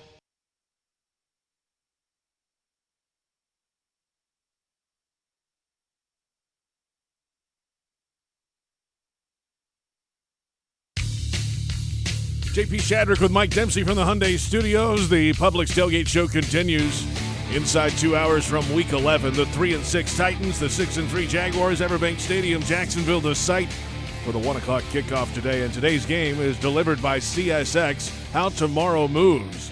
Salute to Service Day at the bank for this AFC South showdown. The Titans and the Jaguars for the first time this year. They'll meet again in Nashville in Week 18. Let's go around the National Football League, Mike. All right, JP, just kind of looking back here, Week 11 started off in devastating fashion for a pair of AFC contenders, both of whom the Jags have yet to play, and they will before the regular season is done. Of course, Baltimore losing Pro Bowl tight end Mark Andrews to a broken leg on the opening series of Thursday Night Football, but the bigger blow came to the Bengals, who lost their starting quarterback Joe Burrow for the rest of the year to a wrist injury. For now, Cincinnati plans on rolling with Jake Browning at quarterback. He was the only other quarterback on the active roster. A.J. McCarron is on the practice squad, will likely get elevated. And the team did work out Joe Flacco this week but didn't sign him, so they'll explore a not exactly deep veteran market as well as they try to remain in playoff contention. Meanwhile, ESPN reporting that while the New York Jets' efforts to acquire wide receiver Devontae Adams from the Las Vegas Raiders before the trade deadline were rebuffed, the Jets plan to circle back to the negotiations this offseason. New York envisions reuniting Adams with quarterback Aaron Rodgers, with whom he played 8 seasons in Green Bay. Adams made the Pro Bowl 5 times in those 8 years. As for Rodgers, the Jets are still holding out hope of staying in playoff contention and having AR return before the season is done. Rodgers, of course, tearing an Achilles tendon in the Jets season opener versus Buffalo. The team is currently 4-5 and stand 13th in the 16-team AFC. So time is a wasting if they want to stay in contention there. The Minnesota Vikings have turned their season around with 5 wins in a row. They still, however, won't have wide receiver Justin Jefferson in the lineup as they seek to extend that winning streak to 6 when they face the Broncos on Sunday Night Football tonight. Jefferson's missed each of the past 5 wins as he rehabs a hamstring injury that landed him on IR. Minnesota does expect to have running back Alexander Mattison available. Mattison does need to clear the league's concussion protocol today, but is expected to be able to do that after practicing in full on Friday. And one more for you. The Atlanta Falcons planning to go back to quarterback Desmond Ridder as their starter when the bye week ends, and they'll be back in action against the Saints in Week 12. Ridder sat for the past 2 games in favor of Taylor Heineke. The Falcons used the bye week to reassess that situation. The Falcons 4-4 with Ridder at the helm, 0-2 with Heineke, but are only 1 game behind the first-place Saints right now in the NFC South. There you have it, a look around the National Football League. It's been a newsy week for sideline reporters. Amanda Renner is on the call today on CBS Sports, and she is one of the best in the business. Golf on CBS, certainly, and then has moved over to the National Football League coverage as well. And Amanda does it the right way all the time. I caught up with her yesterday, and our conversation about the Jaguars and Trevor Lawrence and his bounce-back ability. Trevor, it's interesting. He and Doug Peterson are I guess I would describe them in very similar ways, right? Like they're very calm, cool, and collected guys. It feels like Trevor, for as young as he is, has a pretty great perspective in terms of not letting things become bigger than they need to be. He's just an innate leader, right? I think you get that from him the moment you're around him. And he has no quit in him, right? I don't think I've ever seen him blame anyone. He always takes accountability. I feel like he puts he feels like he needs to put this offense on his shoulders. And I think when you have a leader like that, it pushes everybody right there along with you, right? There's no pointing fingers. There's no egos. Trevor's told us that in the past, that one of the great things about this team is it doesn't matter who gets the ball as long as, they're doing the right things. There's no one coming up to him on the sidelines or, during practice saying, I'm open. Why aren't you getting the ball to me more? That's not happening. So it almost allows Trevor to want to, push even harder to get the ball out to as many weapons as possible. So I just think in general, he's a really good leader. And if you remember last season, he struggled with interceptions, right? With turnovers. And he really took that on. And that's when they caught fire, right? We've seen him be able to fix these problems. And it's not that those problems ever go away, but the older you get, you hope that it becomes less and less. And so I think this is something that Trevor Lawrence has dealt with before and found a solution to. So I would expect for him to kind of go back to maybe what was going wrong last season, try and figure out how he fixed that, then and see how he can do that now. Amanda Renner, CBS Sports with us on Countdown to Kickoff. Let's flip it now to the Tennessee Titans. And this is obviously a division rival that dominated the head-to-head series until last year. The Jaguars finally swept the Titans. 2 epic games, really, up in Nashville. The Jaguars hadn't won there in forever, and they finally got it done in an up-and-down, back-and-forth game and then the last week of the regular season, of course. It seems like an organization in transition. A new GM, the quarterback thing has changed now with Will Levis. The running back's not getting any younger. So who are the Titans right now? How do you describe them? Yeah, I mean, I think that is, man, you take a look at their at their injuries, right? The injuries always seem to be a thing with the Tennessee Titans. Kind of no matter what, their offensive line is something that has been in flux and kind of will continue to probably be the story. And as you said, we have a new guy under center, right? Will Levis, and I think he's bringing some interesting energy as well, some young optimism to this team. He's only going to be making his 4th start this week. I'm excited to see what he's able to do. I mean, he came out just guns blazing, right? In his first start, throwing 4 TD passes. It was just an incredible rookie performance.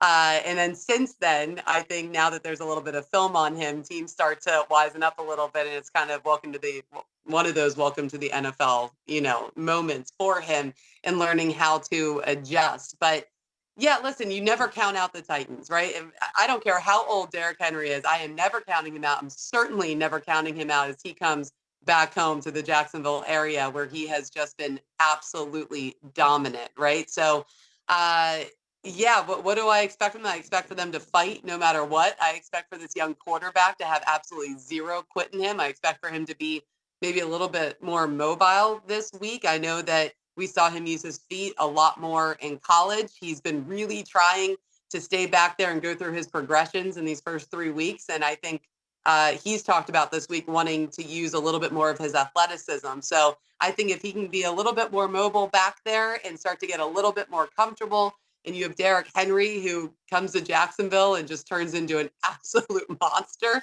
even more than he already is. Listen, you know this rivalry. It's not going to be a blowout game either way. AFC South race is getting tight all of a sudden. The Jaguars had this thing seemingly in the bag. It's never in the bag this early in the season. So the Texans are moving forward. The Jags are still in first place. It's a 1-game split the week before Thanksgiving. So give us I don't know if you're into power rankings, Amanda, but where do you stand in the AFC South?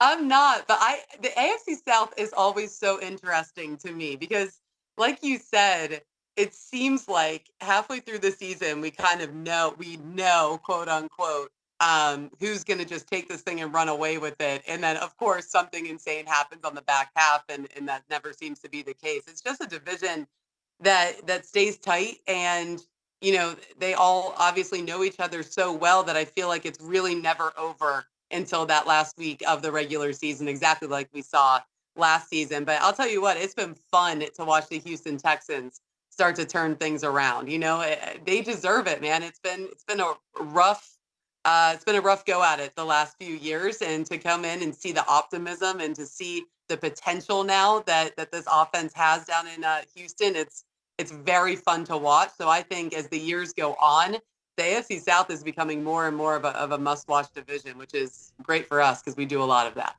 Amanda Renner certainly does on CBS Sports. The full conversation on the official Jaguars podcast network. It's a free subscription on iTunes, Spotify, or wherever you download podcasts. Also, Jaguars.com. Click the podcast tab at the top of the homepage. And yes, the division is tight. Thanksgiving is coming up this week, Mike, and we'll find out who can make the run after the holiday. Yeah, huge to get this, obviously, with the Texans game looming next week, and the Texans do have the additional division loss. If you're able to beat them and get that head-to-head, you'll have the tiebreaker in your favor, provided you win today. Plenty to come. The inactives are next. All eyes on that to see who's up for the Jaguars today. Coming up in about 15 minutes, it's a fantasy forecast, and Frank Frangie in the broadcast booth. We'll hear from Bucky Brooks and John Oehser coming up as well. We're an hour and a half or so from kickoff in Week 11, the Titans and the Jaguars. This is the Publix Tailgate Show on Jaguars Radio.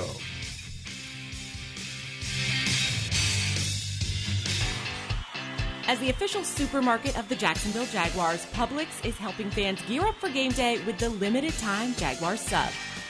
Piled high with hot deli chicken tenders, boar's head bacon, cheddar cheese, coleslaw, and barbecue mayonnaise on a white sub roll. The Jaguar sub is an easy, delicious meal for any fan. Make it an ultimate game day by ordering the Jaguar sub online for in-store pickup. Publix, where shopping is a pleasure. As the official ticket marketplace of the Jacksonville Jaguars and the NFL, Ticketmaster has a wide selection of tickets available for every game. Whether you're cheering on the Jaguars at home or away, Ticketmaster has you covered. With Ticketmaster's interactive seat map, you'll get a 360-degree preview of your seat so you can make sure you've got the best view of those pivotal plays. Plus, the Ticketmaster app makes it easy to sell or transfer tickets if your plans change. And mobile tickets make getting in on game day a breeze. Find tickets today at Ticketmaster.com/Jaguars. That's Ticketmaster.com/Jaguars. Unlock your potential at the University of North Florida. A top public university with more than 100 majors, UNF is number one among state schools with the highest percentage of graduates employed in Florida. Affordable tuition, programs in high-demand fields, and faculty who care. Swoop into your future at UNF. Visit unf.edu to learn more. Football and Miller Lite, Duval's greatest pairing. Can cracks and kickoff. Tailgates going well past postgame. Sunday night overtime, followed by Monday morning pride. Knocking on bar tops for luck, kicking back on any given Sunday. You never forget the way some things taste. Jags football tastes like Miller time. Celebrate responsibly. 2023 Miller Brewing Company, Milwaukee, Wisconsin. Touchdown at Jaguars away games when you fly nonstop from Jacksonville International Airport. Join the Jaguars in New Orleans and Pittsburgh. Watch them win in Houston and Nashville. All the other Jaguars games are just one short connection away. And if airport parking has you stressed, be sure to visit the Jax Airport website before traveling to the terminal. On it, you'll find information about the status of on-airport parking in real time. See if your favorite areas are available or if you need to call an audible. Visit flyjax.com for more information. Mr. Chubby's Wings is a whole lot more than just wings. Craving the ultimate game day experience? Look no further. Swing by Mr. Chubby's and indulge in the biggest and best wings in town, all while soaking up the lively atmosphere with fellow sports fans. With plenty of game day specials and locations on the West Side, Fleming Island, Ponte Vedra Beach, and new this season, EverBank Stadium, they're here for all your game day needs. Mr. Chubby's Wings is a proud partner of the Jacksonville Jaguars. Mr. Chubby's Wings, before the game, after the game, and during the game.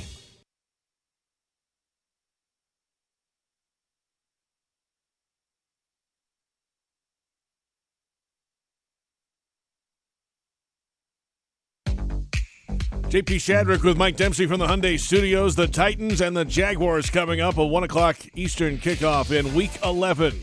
Today's game is delivered by CSX. How tomorrow moves. And it's a primetime showdown you don't want to miss. Be there for the highly anticipated Monday Night Football matchup. The Jaguars take on the Bengals at the bank, and that game has changed a bit after the injury to the Bengals quarterback. Of course, help show your support during the My Cause, My Cleats game, and wear black to help us black out the Bengals. Go to jaguars.com/tickets or call 904-633-2000. The inactives are in. Let's get to the Jaguars. They have 5 players down today. Elijah Cooks, wide receiver, will not play. Tyson Campbell, the cornerback, with a hamstring issue, is out. Devon Hamilton, defensive tackle, will not play in today's game. Not necessarily a setback, I think, with some big football ahead. Maybe just give him a rest today.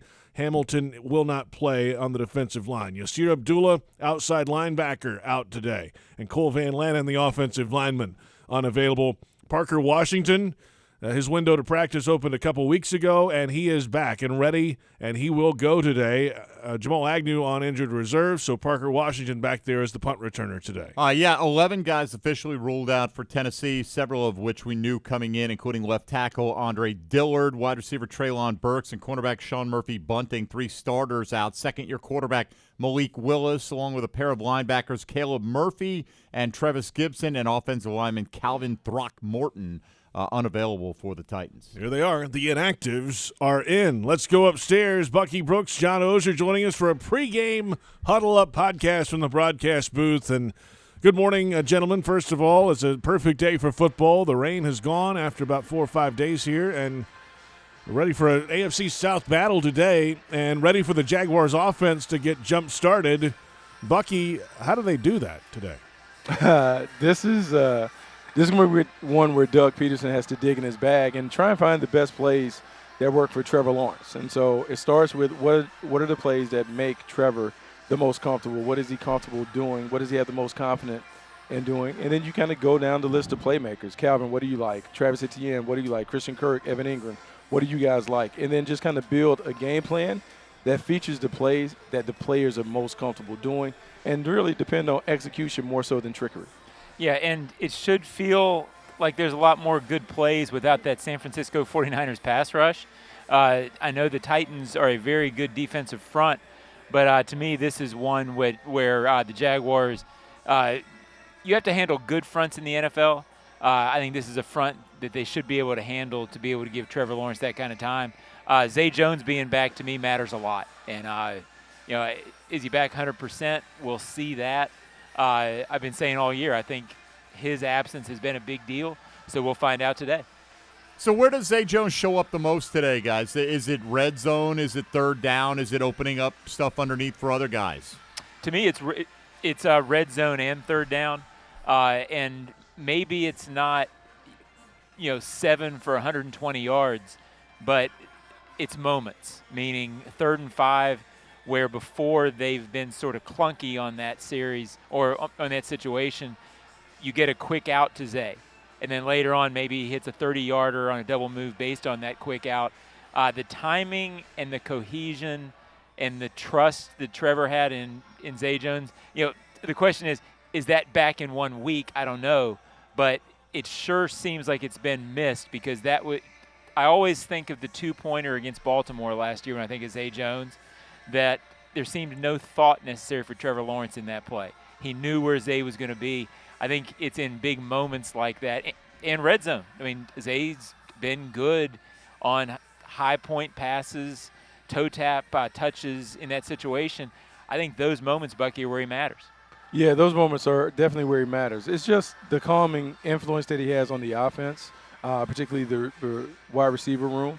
He just has a feel for the game, and that feel is conveyed to his teammates. And so in big moments, he's able to communicate that not only to the receivers, but he also communicates it with the quarterback. And I can tell you from my vantage point on the sideline, he is always talking, always engaged, always trying to make sure that everyone is on the same page. So it'd be good to have him back in the mix because he will give them a chance to kind of play a little better because they have all the confidence that they need. A lot of focus on the offensive line for the Jaguars today, guys, and the matchup with the defensive front for Tennessee. That's really their strength on defense. So on the interior especially, Walker Little, left guard, center, right guard, those guys got to stand up big today, Bucky. How do they match up against Tennessee? Well, I mean, look, Tennessee has a pretty solid front. Like, they have guys who are active. Jeff Simmons is a monster at the point of attack, and they have some other guys that are high-energy players. But this is really about them. It's about everyone being on the same page and making sure that the communication is flawless at the point of attack. And then bringing, I would say, the physicality and the nastiness. The thing about the Tennessee Titans and what they've always prided themselves in doing is kind of being able to bully opponents, moving people around, pushing them around, and doing those things. Well, this is more where we need to kind of step up and kind of meet and exceed their physicality and toughness at the point of attack and have some success. Yeah, I think it's a big game on that front for the entire second half of the season. This offensive line, it's been criticized a lot, and rightfully so this year. But there were games this year where it didn't look like San Francisco. And offensive lines, I think above any other position, can get cohesion going on later in the season. They can get better because they trust each other more. So this needs to be one where they pop a couple of runs for Travis Etienne, and they have a cleaner pocket than they did last week. It's the 5 they wanted. They believe in Walker Little. They wanted to play better than last week. But to me, this is sort of a tone-setter game. It's a good defensive line, so if you play well, you can feel good about yourself. And I think it's a game where they should play well. Again, I think it's a big one for how this team feels about itself going forward. Guys, the Jags have played without Devon Hamilton for most of the season, so maybe they're just used to it right now. But how well-suited is this Jaguar run defense to take on Derrick Henry today? Well, I mean, it comes down to, look, winning at the point of attack, meaning that you need all your guys up front to be able to play on the other side of the line of scrimmage because penetration really affects Derrick Henry. Derrick Henry is a guy that, look, he needs a long runway to get going. I mean, he's a long strider, and so he doesn't make his runs happen immediately. He kind of has to kind of build up to it. So penetration at the point of attack. But then really this is an effort where you got to tackle well. If you're going to knock him off, you're going to slow him down, you have to tackle well. They have to gang tackle. They have to be able to get together, and everybody has to have a party when Derrick Henry's running. See, to me, I guess what I'm about to say doesn't guarantee the Jaguars will win. But to me, this is a matchup that should favor the Jaguars, meaning I think their front seven, the guys who have rotated in, for the most part have been very, very good against the run this year. If the Titans have a weak spot so far, it has been their offensive line. That's not normal for them. They've been a very good offensive line in years past. It's what has defined them.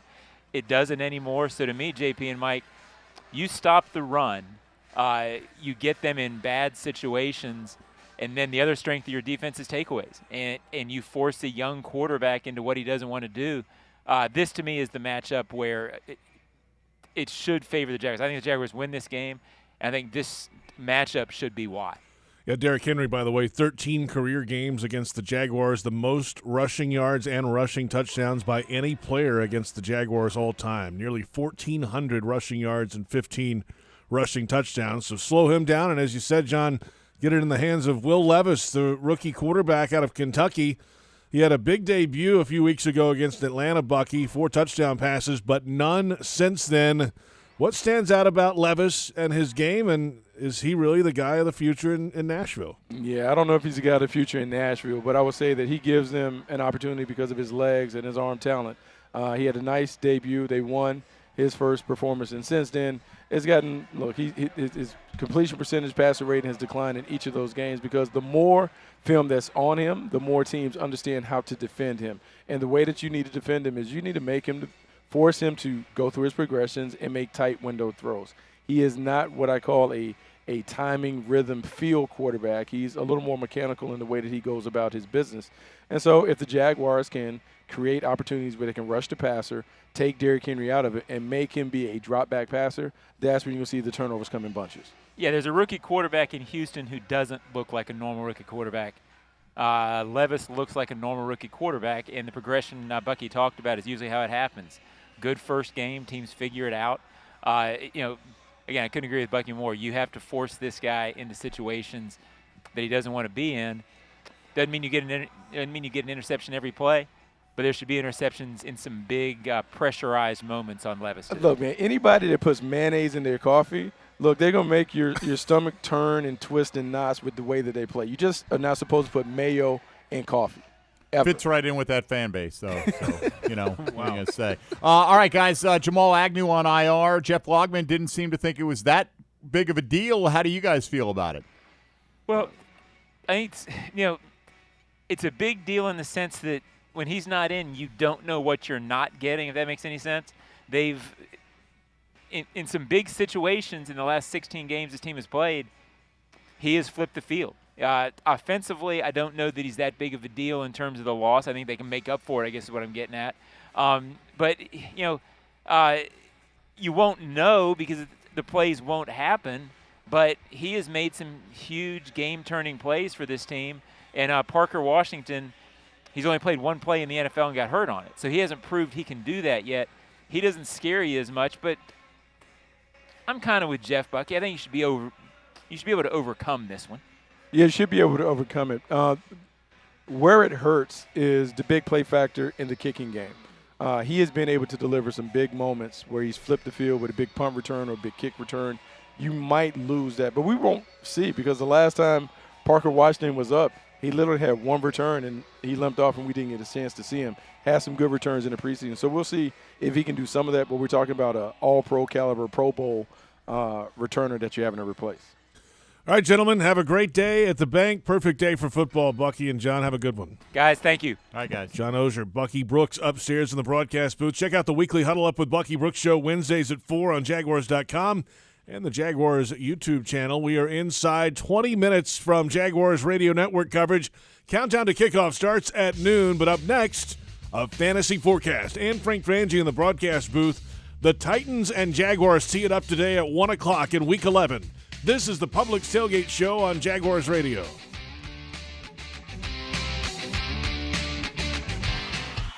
As the official supermarket of the Jacksonville Jaguars, Publix is helping fans gear up for game day with the limited-time Jaguars sub.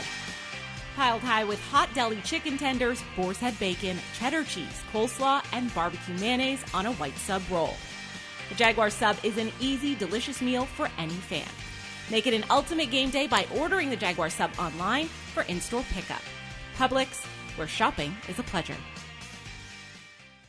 Headquartered in Jacksonville, Florida, CSI Companies partners with leading organizations across the country to deliver workforce solutions. As a proud sponsor of your Jacksonville Jaguars, CSI crafts personalized operations to fuel the success of businesses, both big and small. Whether it's finding the right talent for a job or seamlessly managing a project from start to finish, CSI has over 3 decades of experience in getting the job done. This is your workforce solutions reimagined. Visit CSICompanies.com. The kick is up. It's good! Score winning sub deals this Jaguars regular season at Firehouse Subs. Get 2 medium subs for just $10 after any game when the Jaguars kick a field goal of 40 yards or more. It's a bold deal for the bold city. Sign up at firehousesubs.com/field goals for Firehouse for offer details and to automatically receive this offer when you use your Firehouse Subs rewards account. Redeemable only at participating Jacksonville and Orlando area restaurants. Only available on the Firehouse Subs app and online ordering. Since 2014, there's been only one official home builder of the Jaguars, Dreamfinders Homes.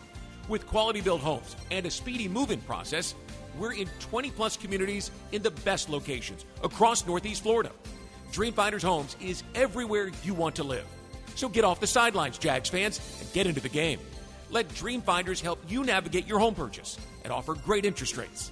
Visit DreamfindersHomes.com for all your move-in ready homes and step up your game. Prosser here for Lifetime Enclosures and Lifetime Flooring. Football season finally upon us, and with that comes cooler weather.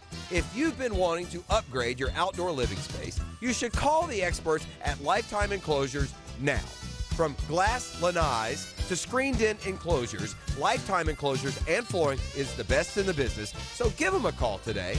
Lifetime Enclosures and Lifetime Flooring. Showroom just off Phillips Highway, proud partner of the Jacksonville Jaguars. Hello, I'm Dan Fields.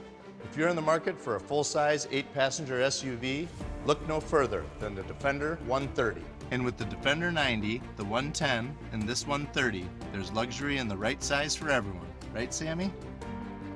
Plus, when you buy or lease from Land Rover Jacksonville, you'll become a member of the Fields Amenities Program with complimentary loaners, car washes, our cafe, and much more, all at no charge.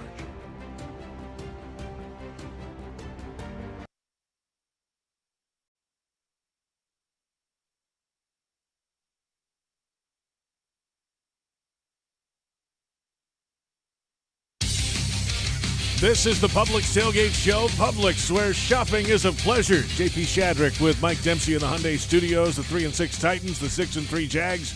A 1 o'clock kickoff time in Week 11 at EverBank Stadium, Jacksonville. Today's game delivered by CSX. How tomorrow moves, and now time for a fantasy forecast from Mike Dempsey. All right, checking in on some of these early kickoffs, JP. The Bears at the Lions today. The Bears have activated Khalil Herbert off of IR, so that creates kind of a 3-way split in the backfield, probably one you want to avoid. Try not to play any Chicago running backs today. If you had to guess on one, Herbert's probably the guy there. Justin Fields also makes his return.